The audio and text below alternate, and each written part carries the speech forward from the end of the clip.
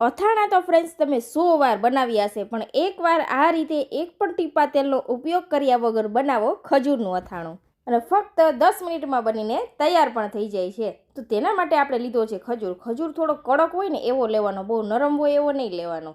આ રીતે કડક ખજૂરના આપણા ઠળીએ હટાવી દીધા છે અને સરસ કટ કરી લીધો છે. નાની મોટી જેવડી સાઇઝમાં તમારે કટ કરવો હોય તે મુજબ કટ કરી શકાય છે. હવે લઈ લેવાનો છે લીંબુનો રસ. જેટલો લીંબુનો રસ હોય એટલો જ આપણે ગોળ લેવાનો છે અને બંનેને સારી રીતે મિક્સ કરી દઈશું. તેમાં આપણે સ્વાદ અનુસાર નમક ઉમેરી દેવાનું છે. બસ આટલી જ સામગ્રી, વધુ બીજો કોઈ જ મસાલાનો ઉપયોગ નહીં કરીએ.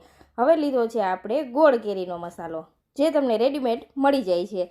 તો હવે આ મસાલો આપણે અડધો કપ જેટલો ઉમેરી દીધો છે અને સારી રીતે મિક્સ કરી દીધો છે લીંબુવાળા મિશ્રણમાં. હવે તેની અંદર આપણે ખજૂર ઉમેરી દેવાનું છે અને જો મસાલો ઓછો લાગે તો ઉપરથી 1 થી 2 ચમચી જેટલો મસાલો ઉમેરી શકો છો. જરૂરિયાત લાગે એટલો મસાલો ઉમેરી દેવાનો. તો સારી રીતે આપણે અહીંયા મસાલાને મિક્સ કરી દીધો છે, તમે જોઈ શકો છો.